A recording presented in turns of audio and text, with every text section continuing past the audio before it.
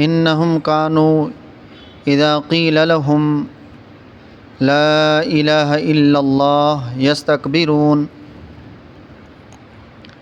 ویقولون ائنا لتارکو آلہتنا لشاعر مجنون بل جاء بالحق وصدق المرسلین۔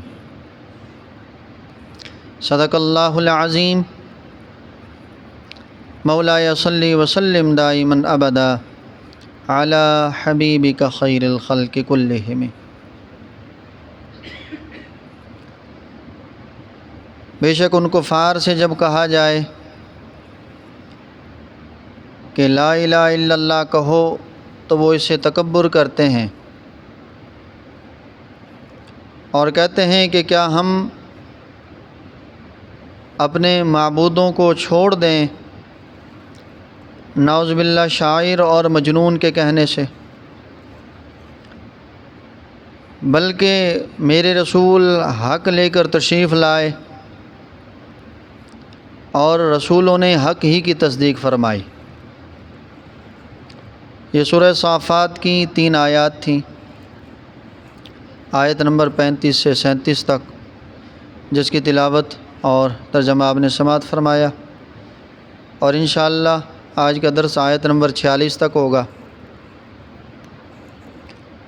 اللہ رب العزت نے ابتدائی آیات میں کفار و مشرکین کی تردید فرمائی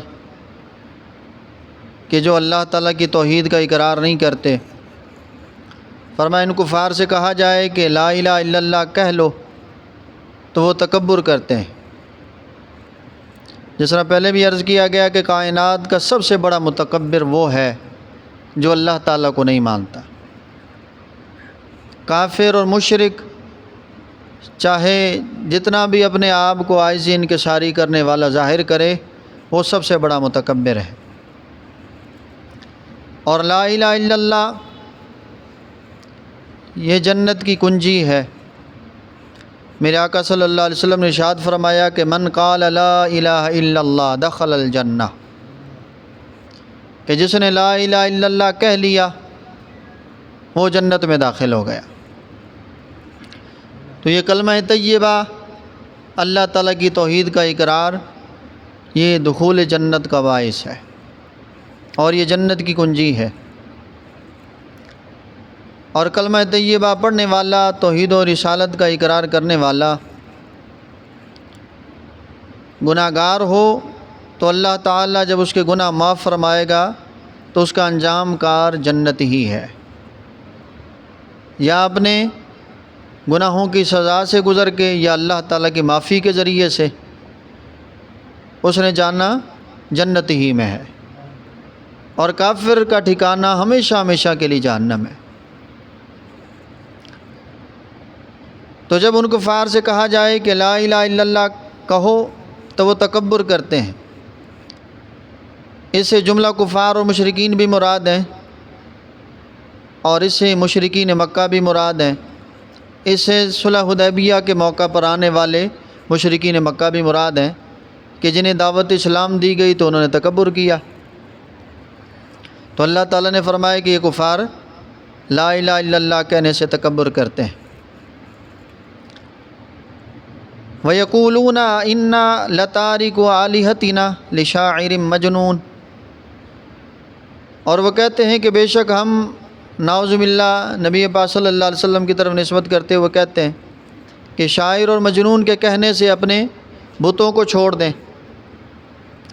تو نبی پاک صلی اللہ علیہ وسلم کی طرف مشرکین مکہ اور کفار نے 3 چیزوں کی نسبت کی، ایک شاعر ہونے کی، دوسرا کاہن ہونے کی، اور تیسرا مجنون ہونے کی، اور بعض نے ساحر ہونے کی بھی نسبت کا ذکر کیا ہے کہ وہ آپ کو نعوذ باللہ ساحر بھی کہتے تھے، جس کا معنی جادوگر ہے، نقل کفر، کفر نباشن۔ تو وہ کتنے ناسمجھ ہیں، اللہ تعالیٰ نے بیان فرمایا کہ اپنی بات کو کتنی دفعہ بدلتے ہیں، کبھی شاعر کہتے ہیں، کبھی مجنون کہتے ہیں، کبھی کاہن کہتے ہیں، کبھی ساحر کہتے ہیں، کوئی ایک بات کہتے ہی نہیں ہیں، اور پھر بھی اپنے آپ کو سمجھدار کہتے ہیں۔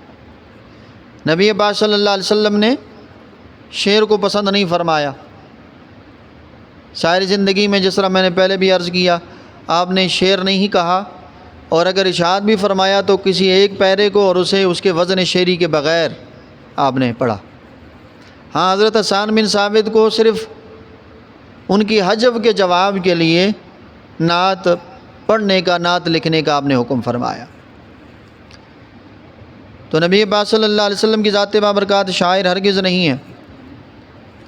اور انہوں نے مجنون کی نسبت کی، اللہ تعالیٰ نے سورہ قلم میں اس کا جواب دیا، نون والقلم وما یسطرون ما انت بنعمت ربک بمجنون۔ فرمایا کہ محبوب، قلم کی قسم اور قلم سے جو سطریں لکھی جاتی ہیں اس کی قسم، آپ اپنے رب کی نعمت کی برکت سے مجنون نہیں ہیں۔ اللہ تعالیٰ قسمیں اٹھا کے ارشاد فرما رہا ہے کہ میرے محبوب، میرے رسول مجنون نہیں ہیں۔ اور اسی کے تحت مفسرین نے لکھا ہے کہ اللہ تعالیٰ نے جب عقل کو پیدا فرمایا تو اس کے 100 حصے کیے، اور اس عقل کے 99 حصے اپنے پیارے حبیب امام الانبیاء صلی اللہ علیہ وسلم کو عطا فرمائے، اور اس عقل کا ایک حصہ اللہ تعالیٰ نے پوری کائنات میں بانٹا ہے، جس سے کائنات کے بڑے بڑے ذہین، فطین، سمجھدار، دانشور قسم کے لوگ ہیں، تو انہیں ایک حصے میں سے نہ جانے کتنا جز لائے تجزا ملا ہے، جس کا کوئی اندازہ نہیں ہو سکتا، اتنا باریک حصہ، اتنا ذرہ۔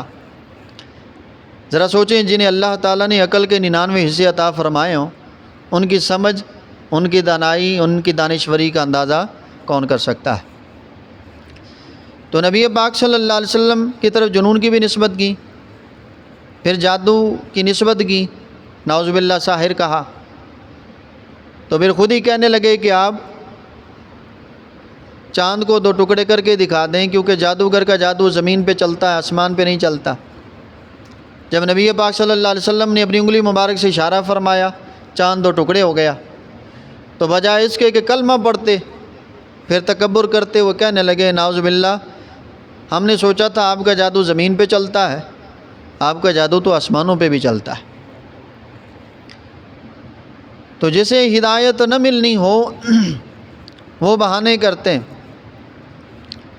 اور پھر نبی پاک صلی اللہ علیہ وسلم کی طرف کہانت کی بھی نسبت کی، اللہ تعالیٰ نے ان ساری چیزوں کی تردید فرمائی، فرمایا کہ میرے رسول صلی اللہ علیہ وسلم حق لے کر تشریف لائے، اور مرسلین نے حق ہی کی تصدیق فرمائی۔ انکم لذائق العذاب العلیم، اور اے کفار، بے شک تم دردناک عذاب کو چکھنے والے ہو۔ وما تجزون الا ما کنتم تعملون، تمہیں نہیں جزا دی جائے گی مگر تمہارے اعمال کی، تم جو بھی عمل کر کے جاؤ گے اس کی سزا سے تمہیں گزرنا ہوگا۔ الا عباد اللہ المخلصین، سوائے اللہ کے مخلصین بندوں کے۔ اولئک لہم رزق معلوم، اور ان اللہ کے خاص بندوں کے لیے ایک معلوم رزق ہے۔ فواکہ، وہ پھلوں کا رزق ہے۔ مکرمون، اور اس کے ساتھ ساتھ ان کی عزت افزائی ہے۔ وہم مکرمون فی جنات النعیم، اللہ تعالیٰ کے خاص بندے نعمتوں والی جنتوں میں ہوں گے۔ علی سرر متقابلین، اور تختوں پر ایک دوسرے کے روبرو بیٹھے ہوں گے۔ یطاف علیہم بکأس من معین، اور ان پر جاری جام کے کاسے چل رہے ہوں گے۔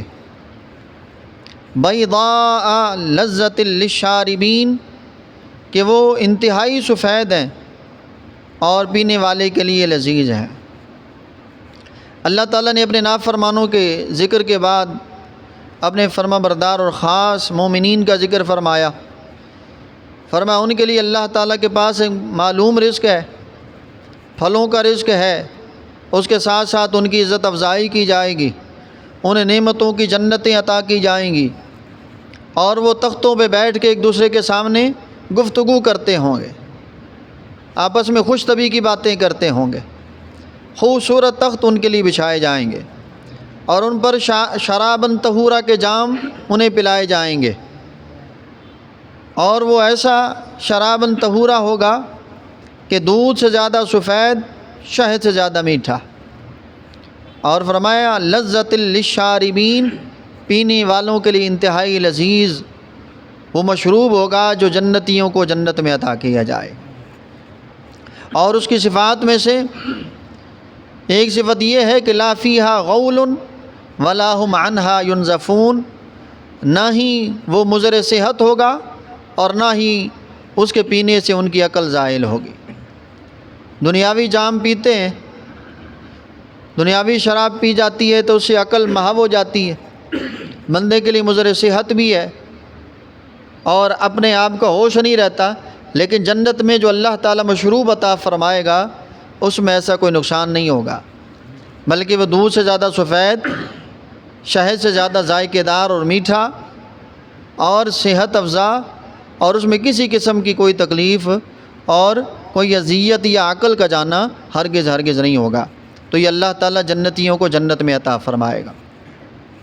تو اللہ تعالیٰ نے اپنے پاک بندوں کا ذکر بھی فرمایا اور ان کو دی جانے والی نعمتوں کا بھی ذکر فرمایا کہ جنت میں کیا کیا نعمتیں انہیں اللہ تعالیٰ کی ذات بابرکات عطا فرمائے گی، اور یہ ساری چیزیں انسان کی عقل اور سمجھ سے بالاتر ہوں گی، انسان سمجھ نہیں سکتا۔ میرے آقا صلی اللہ علیہ وسلم نے فرمایا اللہ تعالیٰ نے جنتی کو جنت میں جو نعمتیں عطا فرمانی ہیں تو دنیا میں نہ کسی آنکھ نے وہ دیکھی ہیں اور نہ ہی کسی کان نے سنی ہے اور نہ ہی کسی دل اور ذہن میں اس کا خیال گزرا ہے۔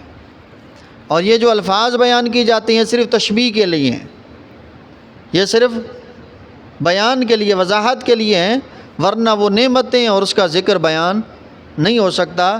اور نبی پاک صلی اللہ علیہ وسلم نے فرمایا کہ اگر جنت کی حور اپنا زیور ظاہر کر دے، اور ایک روایت میں ہے کہ اپنے جو ہے دوپٹے کا آنچل ظاہر کر دے تو اس کی روشنی بڑھ جائے اور سورج کی روشنی کم پڑ جائے، تو یہ تو اس کے پہننے والی چیز کے حسن کا عالم ہے، اس کے اپنے حسن کا کیا عالم ہوگا۔ تو اللہ تعالیٰ نے یہ باتیں صرف بیان کے لیے ارشاد فرمائی ہیں، ورنہ وہ نعمتیں نہ کسی آنکھ نے دیکھی ہیں، نہ کسی کان نے سنی ہیں، اور نہ ہی کسی دل اور ذہن میں اس کا خیال تک ہی گزرا ہے، جو اللہ تعالیٰ نے جنتی کو جنت میں عطا فرمانی ہے۔ دعا ہے کہ اللہ تعالیٰ ان آیات بینات کے صدقہ ہماری خطاؤں گناہوں سے درگزر فرمائے، ہمیں اعمال صالحہ کی توفیق نصیب فرمائے۔